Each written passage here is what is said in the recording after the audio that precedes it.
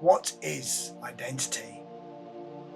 Is it the passions and curiosities we follow?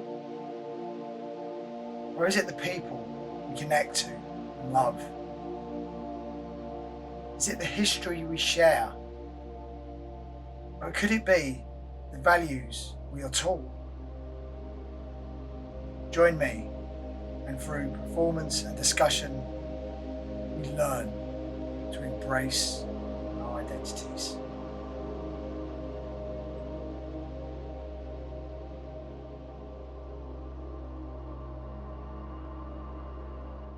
That's That is recorded. wonderful. Do you know, I forgot that other people are coming in and I thought you'd locked the room. And it's like suddenly we're going to have playmates to we're hang gonna out with have and share it all with. we're gonna have playmates. It's live and in living color. Unfortunately, they can't Excellent. talk. Sad face, because I tried that once and it just become a massive immersion of too many voices. But with my ADHD, it became a bit much. But yeah, what we're gonna do is we'll just have a chat between ourselves and about the last 15 minutes. Anybody who fancies entering a question in on the chat page, please do. But I want to welcome everyone to the third Q&A. Third Q&A. No, it's the fourth. I There's thought been it so was the many. fourth. It's the fourth. It is the fourth. You are lucky number four, Kenny. So the fourth Q&A with embracing identity, and I can't even delete that out now. But how are you doing today, mate? And I'd love you to explain a little bit about your work and yourself to everyone watching as well. I'm doing very, very well. And I guess there are three things up in a strange way, and not good, not bad, not ugly, just in my psyche. Number one is yesterday was my refugee anniversary of my father. No, no, my father was left in Africa. He was supposed to be killed. My mother, brother, and I landing at Stansted Airport 52 years ago. So my parents and I went for a meal and we hung out and it was great. The second thing is my wife is not here, so I'm on my lonesome, and it's just like I just spoke to her on WhatsApp. It's just a bit weird to be home without her, and I miss her, and I love her, and my parents are feeding me because otherwise she would. And the third thing is being here with you after what I feel we've been through recently, which was like sacred Yeah. and intense and loving and playful and hilarious. Yeah. And it's like, oh my God, here we are. And I remember myself with our retreat and who and how we were. And oh my God, that was magnificent. Unbelievable, wasn't it? It was for anybody watching now and not aware of it, I did a live performance of a piece of work called A Soft Call for Attention. I did that at the Margate's Arts Club, and then the very next day performed it for Men and Male Identifying Retreat that Kenny hosted alongside Paul Hudded, and it was an incredibly emotional, and I love the term you just used there, sacred. It truly was Mm. a sacred experience, but with one of the most beautiful things, with humor. And there's so many ways we can already take it, but humor. I think for me, I don't know if you feel this. I would love you, and I'm going to use I and you as well. Thing that Kenny and I do, that I have to take more ownership of the word I rather than saying you all the time, but or we. But I really feel that there is a sense of playfulness and humor and joy throughout the universe if you choose to allow it in. Sorry, if I Mm. choose to allow it in. How do you feel about that? Do you agree? Do you think there is a sense of humor there, or?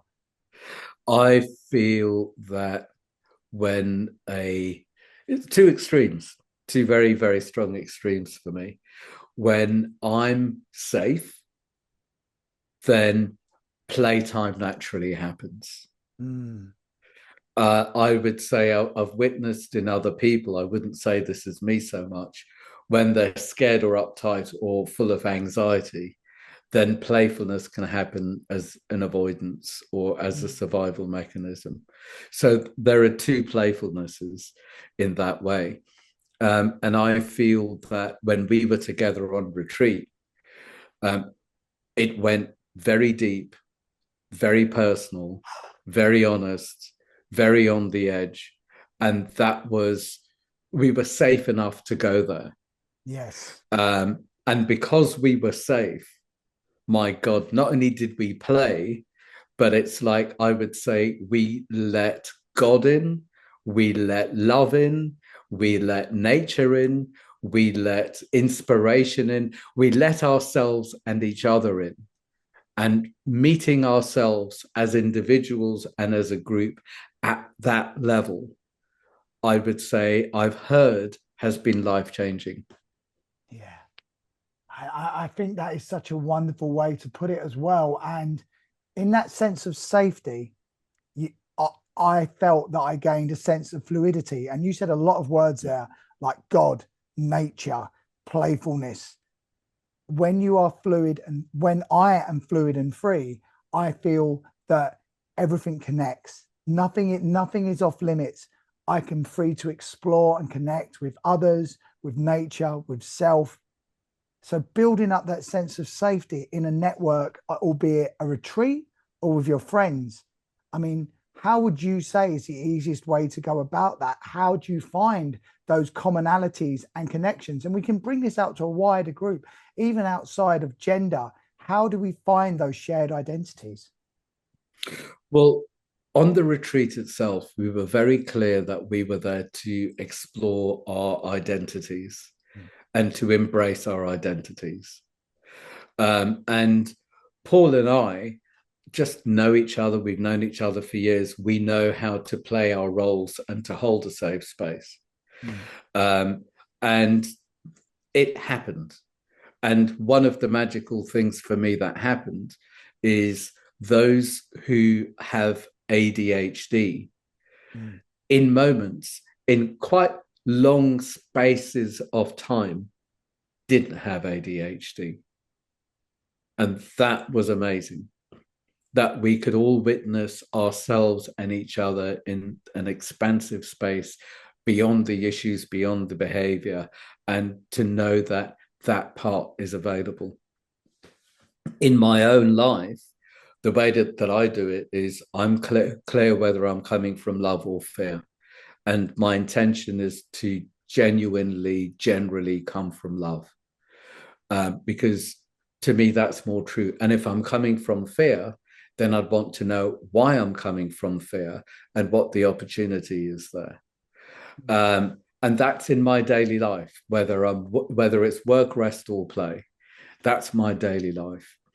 Um, I've been holding mixed groups for 28 years, men's groups for 25 years, and it's all about hanging out, being heard, and getting Mm. real about where we are, how we are, what's going on, and learning from each other's experiences. It's not about showing off, it's about showing up. And I've just got used to somehow holding a space. We've got ground rules and everything where we can show up, and it's Yeah. normal to show up. It's not normal to be competing and second guessing and all of that. It's not a place for survival. It's a place to live and get an experience of ourselves. The way I put it in the group today, it's like a filling station. And when I go to the filling station, I fill up with who I am again. And then I can take myself into the mainstream world and I actually exist.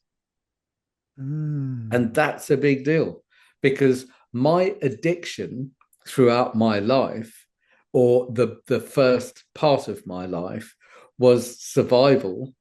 And survival came from overthinking, second guessing, knowing what's going to not be safe so I can stop it from not being safe or dodge the bullet or something. And the addiction carried on with overthinking, second guessing, and coming from my head. And I didn't exist anymore. I simply didn't exist. I handed the power over to everyone and everything with am I? Am I safe? Am I in trouble? Am I going to be humiliated? Am I going to be abandoned? Am I supposed to save someone or something? Am I supposed to bring peace before things fall apart? And everything was am I? And I got a sense of self from the outside and I gave all the power outside. And I had to learn to come from I am. And it's not an I am like a big I am or power over anyone, but I had to learn from I am in alignment with myself and my values. I am grounded on the earth and I'm here and I'm now. And I exist. And from my existence, I can extend to you with love and with boundaries. I didn't have any boundaries. Boundaries were, well, if there are boundaries, then I might be seen to be having barriers and rejecting everyone. That's what bad people do. I misunderstood boundaries. I now realize that boundaries is where I can meet life and I can meet every individual. And it's very intimate. And when we've met, then they can change. They can change depending on what people need, where how I feel, depending on my digestion. But Mm. it's like once there's a meeting, then I enter the merry dance of life with everyone and everything. And I can exist and everyone else can exist. And it's intimate and it's true and it's right here and it's right now. And it never used to be here and now. It used to be about the future and surviving fears and fantasies or the past. And I would recreate the past to be in control. And I kept on surviving Groundhog Day. So it's been a huge transformation in my life.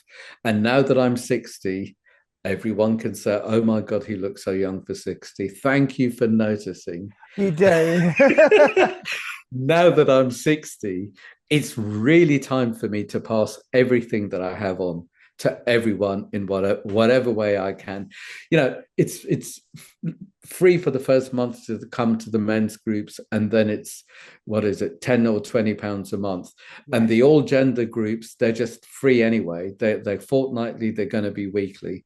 It's free to write into the iPaper, and hopefully they choose what people write into. And then I've got my agony uncle column.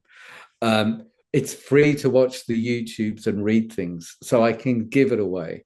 And then I've got my private clients, and then I train people to hold their own groups or to pick up my tools. And then I do supervision for therapists and organizational psychologists and coaches. So in whatever way I can, whether it's free or paid for, it's time for me to share everything I've got, Mm.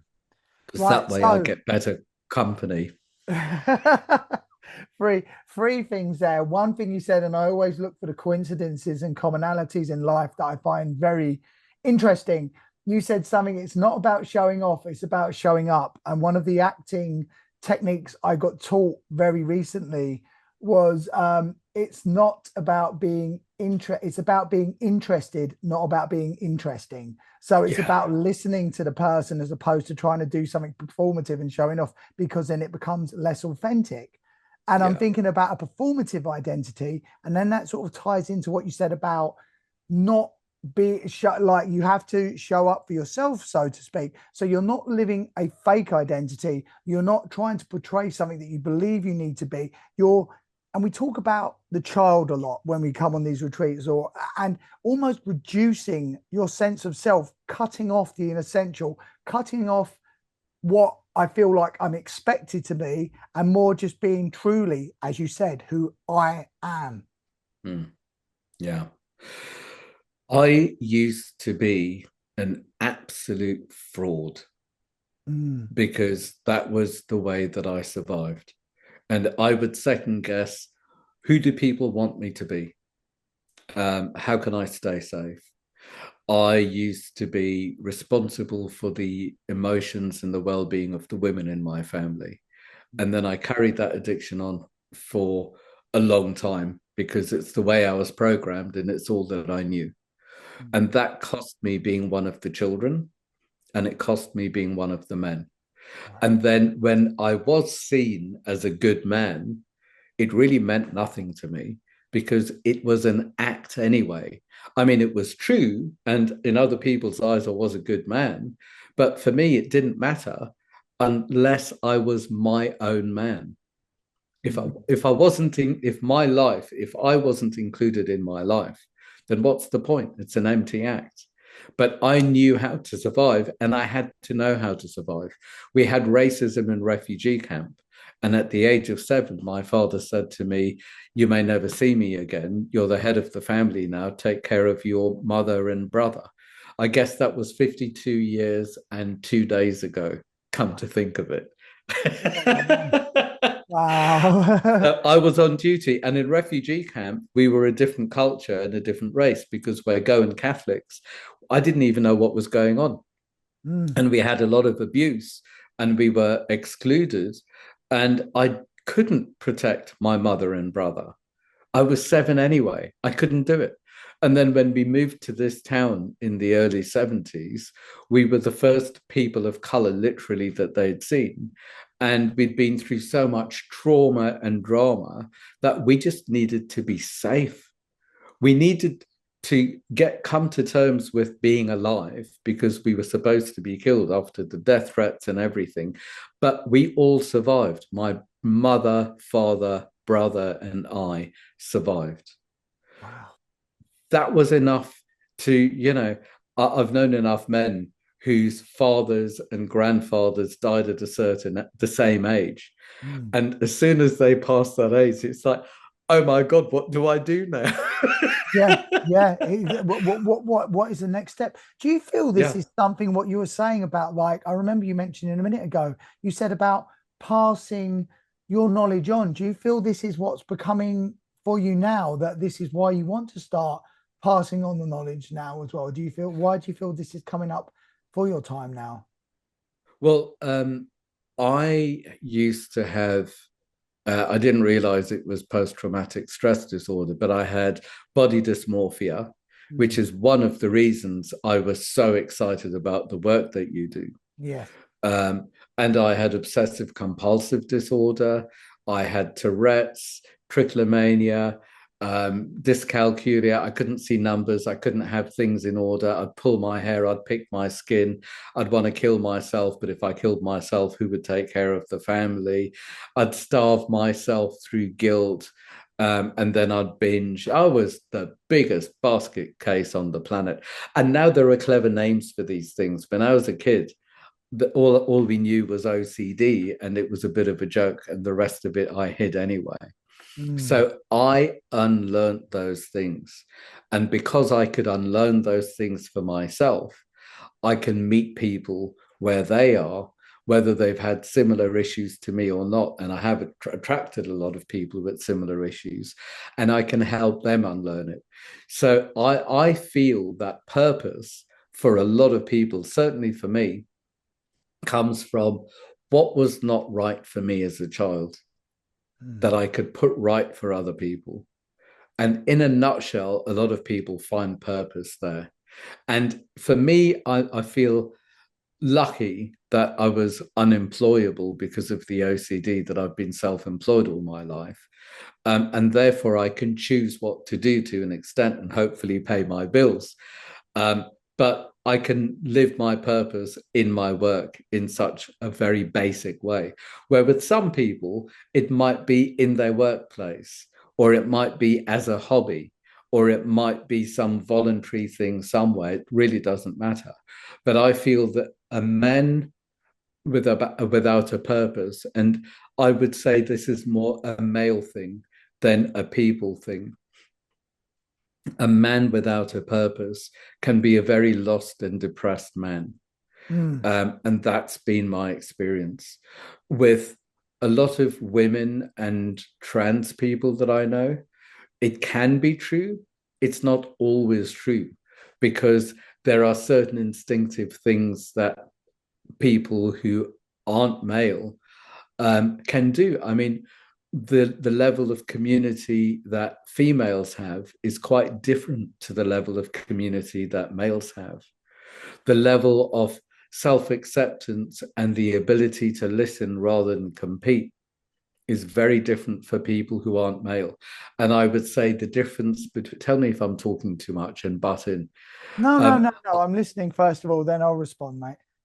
I would say for me, the difference between a man and a boy is a man can include and does include the feminine. If it's just boy, then it's generally coming from fear and reacting, where a man can also come from love and respond. The boy way is to compete and rise up the pecking order, Mm, where a man can collaborate and it's not about the pecking order.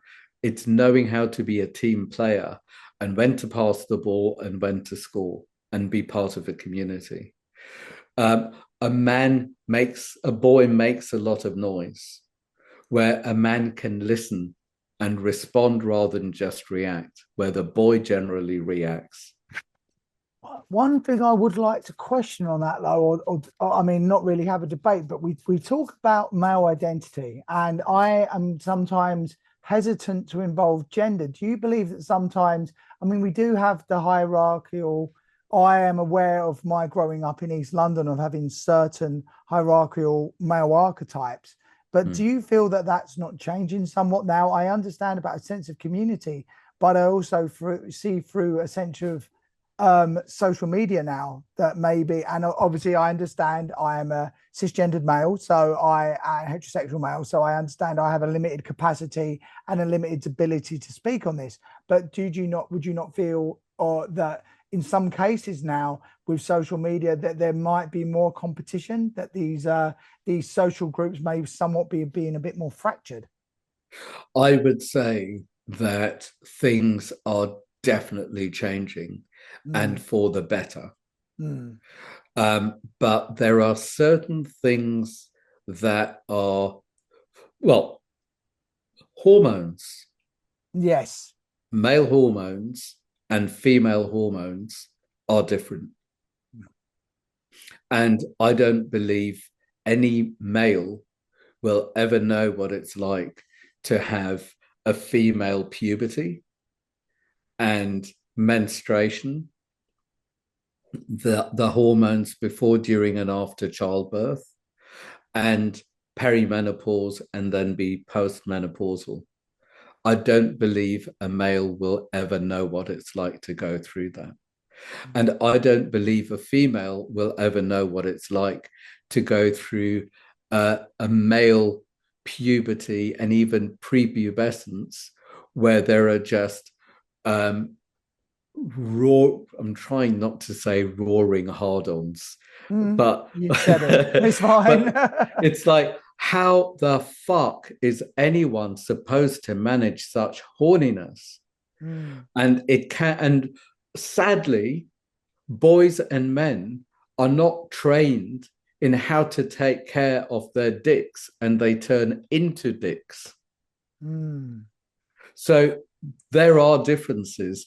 But saying that, I'm not competing to be more male than any other male or any female.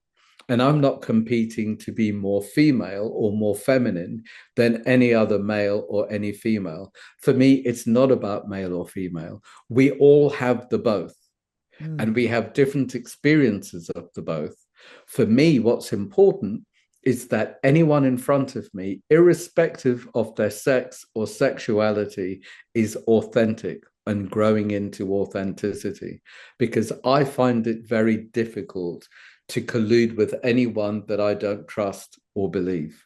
because yeah, and I would say from my knowledge, it's like this is something that really, when I started the embracing identity project, we're talking about masculinity now, it automatically kicks in that I somehow feel that identity can transcend gender. We talk about certain biological experiences that are unique to each gender, but I think with today's society, we're able to discuss, and a lot of it is for me now is there's a reason I have three L's written on my wrist constantly is to listen. And I think ultimately this is what we did in the retreat and stuff as well. Yeah, Is you can say like, okay, I will not know what it feels like to have certain biological female incidents happen to me, but then another man, the way they might look at another man, the way their upbringing, the way they create their identity is unique to them. And I can never totally. experience what is them.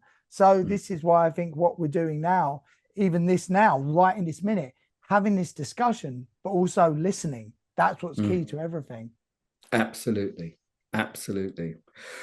And I need to listen and understand more and more and more. And I work with, uh, I'm lucky to be working with two trans people and have known a couple more trans people and have been allowed into their experiences as much as I can be Mm. because I won't get it. I won't get what they've been through and what they're going through because I can't. Mm. I can kind of try and perceive of it in a secondhand way. And it's the same as I wouldn't expect anyone white to get to have any real idea of what I've been through as a non-white person. Yes. And I'm part of a therapeutic community with Revision, the Psychosynthesis Institute.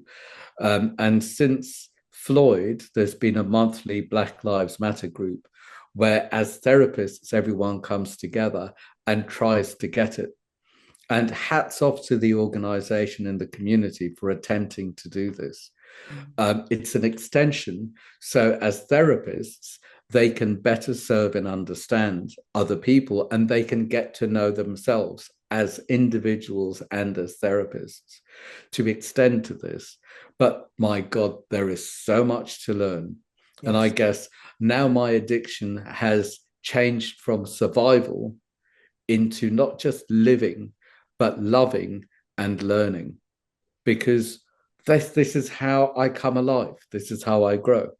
And to be able to share the journey in the way that you've shared it with me and with us, and the way that when we first met, I think it was during lockdown in the Yes. check-in groups, what a way to share the journey. And Yeah. I don't care who these people are, but to be open enough to share the journey and to learn from each other, that's where it's at.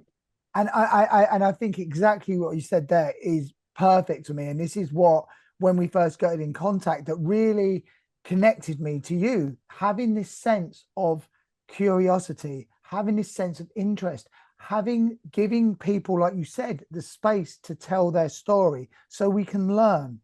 Mm, I think during lockdown there was a real, for me anyway, there was a real sense of people becoming very self-contained, very isolated, but having a support group such as you offered with men's groups at that point that really allowed me to hear other voices. And sometimes mm, it isn't all, and I think this is a reason that I've done embracing identity as well. Sometimes me speaking my truth is purely a mirror so other people can look at themselves as well and speak their truths rather than mm, me always stating my opinion. I think it's a lot more important that people are allowed to state theirs, and then through those voices becomes a greater understanding. As you said, Black Lives Matter, having that space and that setting that you can actually speak your truth and be mm, heard. And then other mm. people can say, well, maybe that's not my exact experience, but then you can start to share maybe commonalities, maybe find curiosities, but having that sense of being able to speak, being able to listen without fear of condemnation is the most Yeah. important thing we can do with all our identities at the It's moment. so funny that you say that. That's exactly what I thought. And I would say one of the tragedies with males, especially the older men, the older generations, is it wasn't safe. No. It wasn't safe to ask. It wasn't safe to find out. And people would be um, only too ready to say, you did it wrong. You said it wrong. You're causing harm. Bad man. And these days, the same goes. And for me, it's like men have generally shorter attention spans, and it's just out. And I remember when I had a wider attention span before I went through personal changes in my psyche. Um, and when I had a wider attention span, I used to think, why are blokes such absolutely selfish bastards? Mm. Why can you not remember to say something, do something, etc., etc.? And then when my attention span shrunk, I became like them, where the only person that existed was the person in front of me or the person I was thinking about or engaging with. And the rest of it, it didn't exist because my attention span changed. And these days, the amount of men that say, I'm too scared to say the wrong thing because I'll be in trouble with trans people or women or woke people or spiritual people or whatever it is. And males are generally so scared of being in trouble.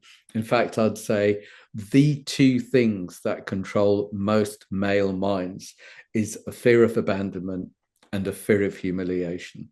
So Mm. it's like, what do I need to do so I'm not abandoned or humiliated? What do I do to stay out of trouble? And very often the answer is withdraw. Mm. And I know how I judged men who withdrew, especially the older generation. If what's being said is not true, then why aren't you speaking up? And they were too scared to speak up because then they'd be ridiculed, argued with, and they wouldn't have the words or the presence or the quickness to argue back or to hold their own. So I had a misrepresentation of males because so many just withdrew in order to be safe. And for me, it's like this is the safety we talked about rather than the presence and being able to be educated more than once. Because when people tell me things, I won't always get it first time. It might take a few times before the penny drops. Pardon my ignorance, but I am. I'm a Mm. bit slow. I'm a bit ignorant. And this is the best that I've got. It's the best we can all do. But I would also say, like, the fear of abandonment or the fear of humiliation, especially in today's society, from my perspective, seems that it isn't just gendered towards males now. That fear of saying the wrong thing at the wrong time, particularly where things are recorded or like held in the internet realm for years. There is that fear of, I mean, it's a very big primal thing. We talk about the creative brain or the reactive brain. Reactive is Yeah. fight or flight. So if Yeah. you are isolated or put, or held in the front of a crowd where you're going to be ridiculed or you're going to be removed from that crowd, suddenly you're vulnerable. And that's not a good sort of vulnerability. That's a vulnerability where Yeah. you could be left alone. So people are held in check by that fear. But there is the other side of it that I've seen in your groups and stuff as well, where you allow people the courage to be vulnerable. Because Yeah. it's truly, I have found in my time, it is truly through my saddest moments, my greatest vulnerabilities. And this is really hard for me to say because there's things I've suffered in my life that I wouldn't wish on anyone. But it's through those vulnerabilities and sadnesses that when I look back at those times now and realize that some of my greatest growth has happened, there is a there is Yeah. a there is a sad but believable truth for me, for I, that the biggest growth comes in the hardest times. And it is Yeah. something that if we have others to talk to, like your groups provide, that suddenly you realize you're not alone and you have got other people who may not completely understand, but at least they're listening, at least they're trying to understand. And that is that hand that is being offered out that you can pull yourself up with, as opposed to feeling there's a hand pushing you back or pressing you. Spot on. The number of men who were shocked and relieved to realize that they are not alone. They're Mm. not alone with their thoughts, with their feelings, with their experiences. The number of men who've shown up to groups thinking, what's wrong with me? How do I do me right? and they've realized there's nothing wrong with them. And it's not about doing themselves right, it's about undoing who they're not and allowing who they are to emerge, because Mm. that is right. It's their being, it's who they are. And then authenticity grows and love can flow. That's the first step. And do you feel as well like there was something that I'd love to get to in a minute with you that happened on the group as well about I was making a point about how to get into a state of being and having a rigid set of rules, and you broke me out of them quite quickly. But before we get onto that, it's going back to the gender thing as well, where when I've spoken to the men in or listened, sorry, not spoken, listened to the men in the group, and some of my friends as well, male, female, trans, fluid, queer, the identity becomes some people very much identify with their biological self. I'm aware of what my body looks like under these clothes, and I am proud of it and happy with it and accepting of it. But others feel repulsed by their bodies. Others are not sure if they even want to identify with their bodies. Hmm. Identity becomes something a lot more esoteric than the organic matter that is contained around the outside of it. Hmm. So, do you feel it's meeting those commonalities where we all understand, regardless of gender, a greater sense of self that we can just reach out and listen to each other? That's the most Totally. important thing. It is way beyond gender. Mm. It is way beyond that. And I know what it's like to hate my body. Hmm. And the two things that would never fail me with my self loathing is my physical body and my body dysmorphia Yes. and poverty. Mm. And those two would never let me down. And I needed to self loathe in order to feel in control one Yes. way or another. And I feel bad enough about myself that I will play small and I will play dumb and I will be in control and maintain my safety and survival. And I needed to unlearn that and let it go. And also, I was used to, having eating issues. And it wasn't from when I was a refugee, it was from earlier, much earlier than that, when I was living in Africa. But the Africa that I saw around me and the Africa that I once saw as a very young child with starving kids were very different. And I couldn't understand how anyone could eat while there were starving kids like that around. So Yeah. I remember that I stopped eating and then I ate much less. And I said to the staff, because we had staff in Africa, I said, save the food and send it to them. It's quite simple because I've got enough. So obviously send it to them. And to be frank, I still believe that. How can I eat when other people aren't eating? And Mm. there is enough to go around. And I couldn't believe when I found out that they didn't do it. And I was very, very young. And I thought, if they're not doing it and everyone knows this is going on, then there's something dangerous here and there's something sinister here. And do I have to behave and act like these people? Because otherwise, I'll be sent to the people who are starving. Do I have to choose which side I'm on? And this, I was very, very, very, very young, but I was trying to make sense of the world. And that's when I started with my eating issues and my guilt about food, because I saw that. What do you think it is? I mean, that is such an interesting thing you said about like why certain people can reject the idea of giving, the idea of knowing there are other people suffering but not wanting to do anything. Why do you think there is that cognitive dissonance? Why do you feel that people just don't want to help, don't want to listen, hold themselves into that state of withdrawing and emotional withdrawal because they just don't want to reach out and don't want to help anyone else? Do you think it's a self-protection instinct, or why do you think this still exists in this world? Why are people not giving more freely? This reminds me of when I worked with dying men in Calcutta with Mother Teresa. And there was one Indian guy. There were very, very few people of my color. And I said to him, how come there aren't more Indians taking care? How come they aren't here? And he said, it's too close to home. It's Wow. simply too close to home. And one of the things that's fundamentally important that I train people who hold groups or anyone that I work with is, in order to be with anyone, you need to be with yourself. Mm, So if someone comes in who's in pain or in grief or suicidal or whatever it is that's going on, don't move towards them to save them or fix them, but move into yourself and meet that part of yourself inside of yourself. wow. And then you can be with them.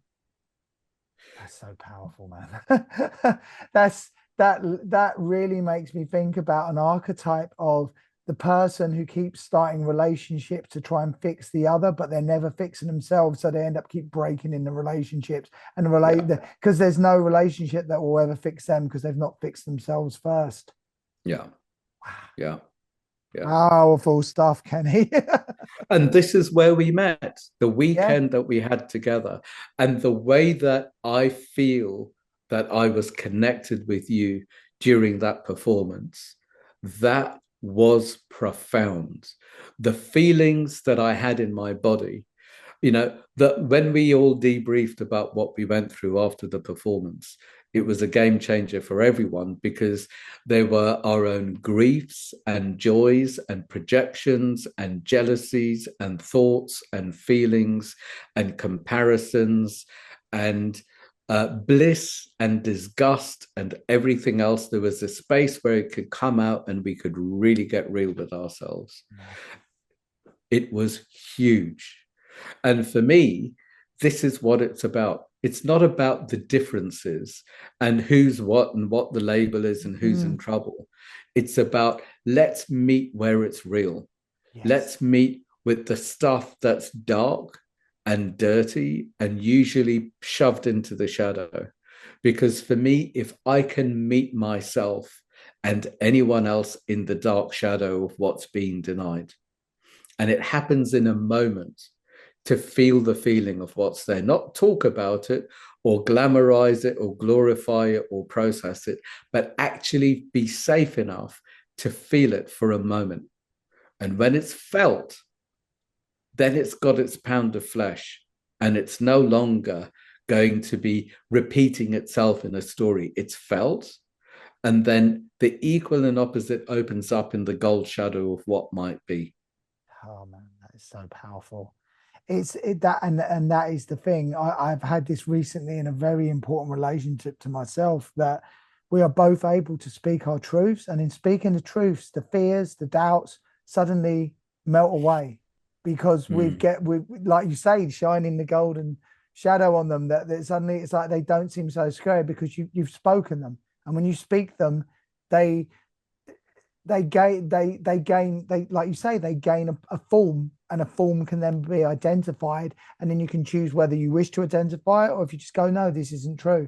But you need to have that listening, you need to have that sounding board, and as you said very rightly, you need to be able to identify it within yourself. Is this part of Mm. my truth, or is this something that existed a long time ago and is still holding a shadow on myself, or is this Yeah. something that might be in the future that may never come to pass? As you say that, one thing that I always remind people to do if they have this, and so many people, I used to have this so much, so many people have this inner critic, Yeah. and the Ah. critic would just crucify them. Yeah. And for me, it was really important for me to notice whose voice it was, Mm. where it came from. And the question is right here and right now, is this true? Don't avoid it.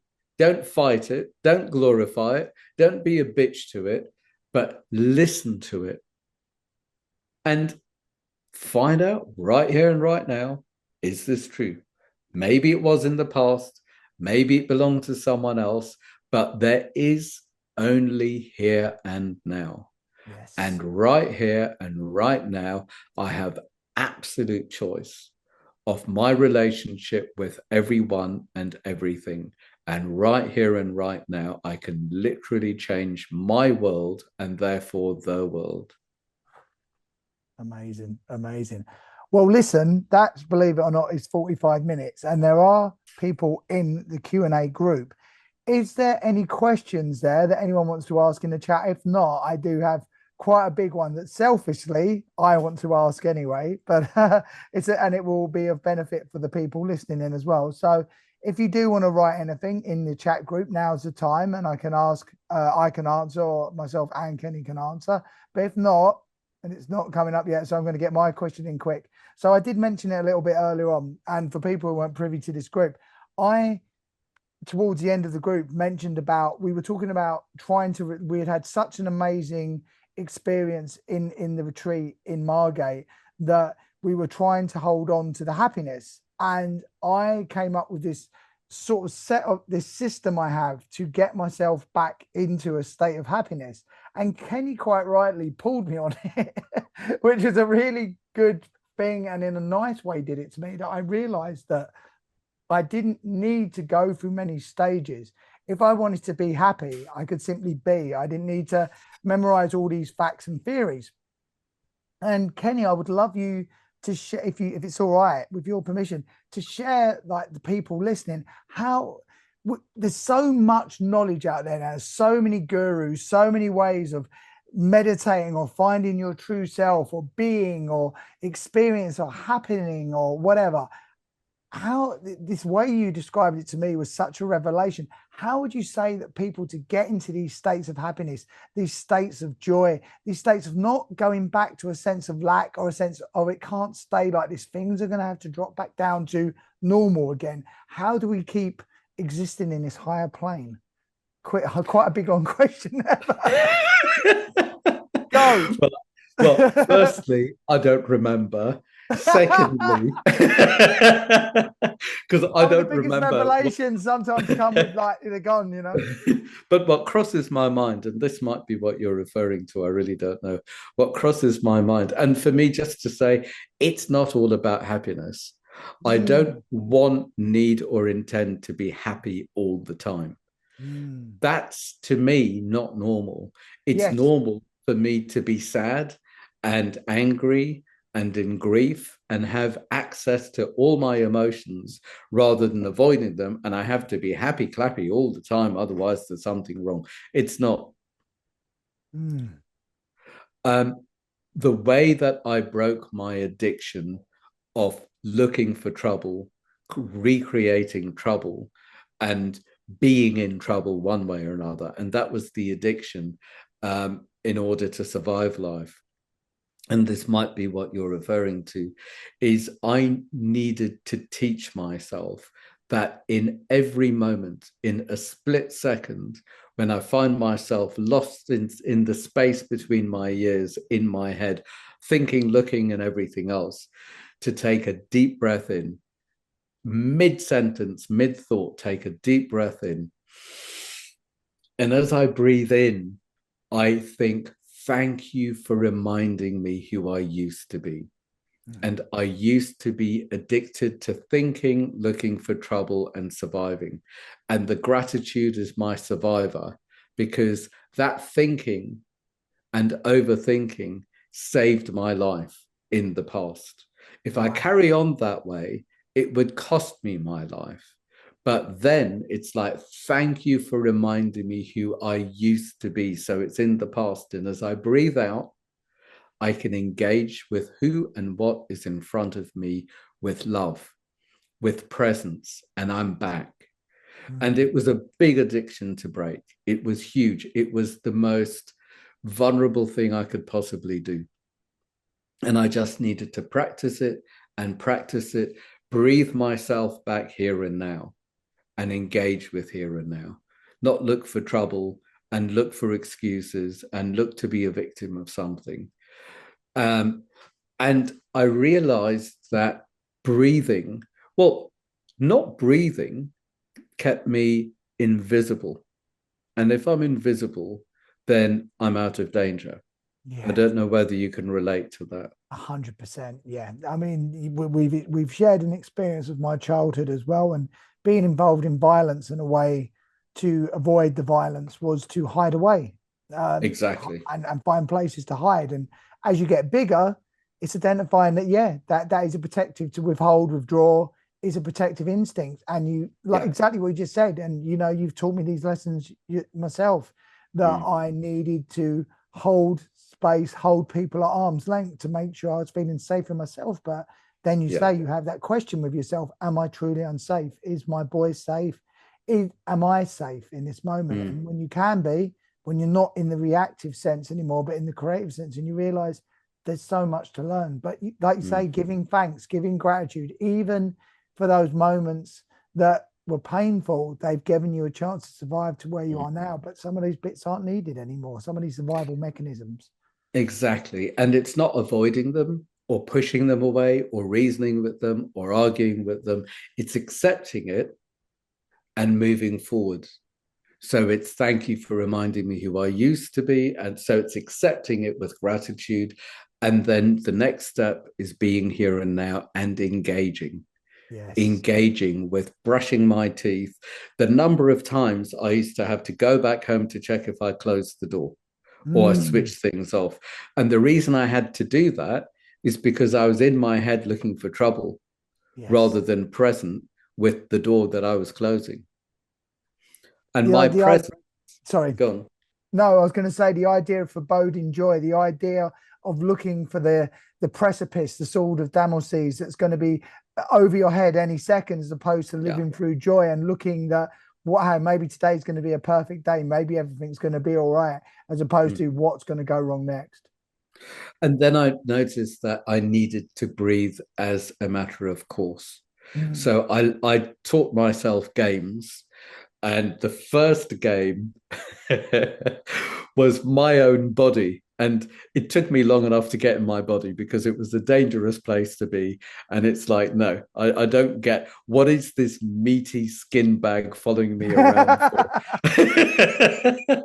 So, what I learned to do is every time I itched or gurgled or coughed or sneezed or farted or anything that my body did, it would be an indication that my body's reminding me to take a breath. Mhm.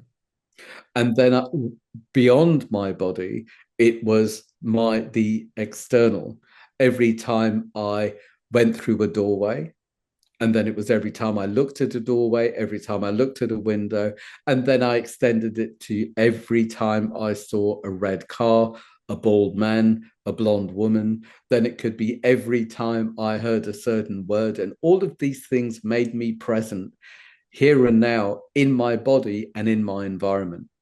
And I got breathing. And that's how I broke the addiction. That's That's amazing. how I broke the spell of getting right here and right now. So living in the now as opposed to living in the what may be or what was. Exactly. And allowing love here and now Yeah. rather than me being riddled with fear. And I was great at giving love, Mm. but I couldn't receive it. That was too vulnerable. And unless I'm giving and receiving love, it's not love, it's control or fear. It might come across as love, but at some level, it was manipulation. It's the best I could do, and it's the best that I knew. That's big. And all I can say is from the retreat as well, realizing the speed in which everyone interconnected because everybody was present, everybody was real, and just there was such a playfulness. I don't know what it is, but in that group especially, and I have found this in my everyday life as well. The more present I've allowed myself to become, the more, and this is something that Paul spoke about in the very first Q&A we did about this sense of being childish, but it's not actually something to be upset or ridiculed about. That sense of, as a child, you can exist in lots of different places. You can become a pirate in a second because you're free and fluid with yourself because a child is so present. And I just think it's, for me, and I found this in the group in the retreat as well, that there was just some wonderful bits of joy that felt very childlike and very free and innocent because it was simple. And the way that I feel we were allowed to be free spirited as individuals and together. Yes. And if I could have experienced some of those things alone, and it would have been different. But to be that open and playful and loving together. And for me, I remember a couple of times it really took me courage. And I thought, I can't sell out on myself and I cannot sell out on Philip. So I need to tell the truth. And Yes. I was scared that I because I didn't want to not love you and for you to not love me. And Mhm. I thought love is having the courage to be true, not playing a game to be liked. And Yes. there were a couple of times when I said things and I thought this could hurt him, confuse him. He might hate me for but I will take the risk because I love myself and I love him enough to take this risk. And it was scary. It was scary. There's no two ways about it. But I chose the truth and I chose love over fear. And it doesn't have to be easy, but I had to be true. The funny thing is, it wasn't criticism for me because I understand our relationship and I understand that it does come from a place of love. So when you were saying something to me as an observation, it wasn't designed, your esteem is such, and my love of you is such that I knew it wasn't coming from a person that is living in a place of lack that is trying to tear me down because I don't surround myself with people like that. So if you are Mm, saying something to me that you have noticed, it's to lift me higher. So you said mm. something, and at first I'm like, wow, is this true? And as I have to go about and think about it. So that night I went off and thought about it. And then we come back and spoke about it the next day. And I realized it had come from a place of love. And it's something that I unpacked and have brought into my everyday life. But that is a strong, and if you want to gender it, a masculine for me relationship between two biological men that saw this need in each other and came at it from a place of love, discussion, and understanding. And then we lift each other as opposed to one trying to push the other one down to desperately try and feel better Yeah, about themselves. absolutely. Can I ask you a question before we run out of time? Go on then. Did you have any idea of the power and strength and the impact that you would have on lives with this project and the work that you've done? What have you learned? Oof, that's a really good question. So when I first got the funding to it, I really did feel like it was going to be a beautiful gift from the universe where I was going to be able to make some art. And I don't mean to be frivolous when I say that, but I didn't realize the depth that it was going to change my life, and change other people's lives, if I'm honest, as well. I have connected back to people. I've connected to new people. I've enabled. Well, I haven't. The work has enabled people. The art has enabled people to connect to each other. Um, it's allowed me to see myself in a whole new identity and also rediscover what it truly means to be an artist. Performing at the retreat was something mind blowing for me because it was taking my art into a different venue, into a different arena, and hearing all of these different people speaking about how it meant to them, not for ego, never for ego, but just how they were choosing to identify with it and identify with themselves was absolutely mind blowing to me. So it's honestly given me a whole new unique purpose. And I don't think it's any mistake that some of my personal relationships since I've started this project have really flowered and come to fruition. I just feel tremendously blessed and grateful. This now, Kenny, having this hour with you, it's time is all we ultimately have in this existence. To be able to spare to spend this time, to allow others to hear this time, to go away and they can unpack it themselves as well. It's just, I don't take anything for granted, and I'm grateful for every single second. And this has just been another incredible moment in just quite possibly the best year I've ever had. Wow. Mm. And can you breathe in that you did this? Your art, your heart, your work, your inspiration. You did this and you shared this. Thank How you. does that feel? It feels that for the first time in my life, I can accept it and I love it. And I allow Aya or the universe to speak through me. I am its conduit and I allow it to continue to speak. I want it to continue to speak through me. And I'm very grateful and loving and wondrous of where it goes next. Same. I can't wait.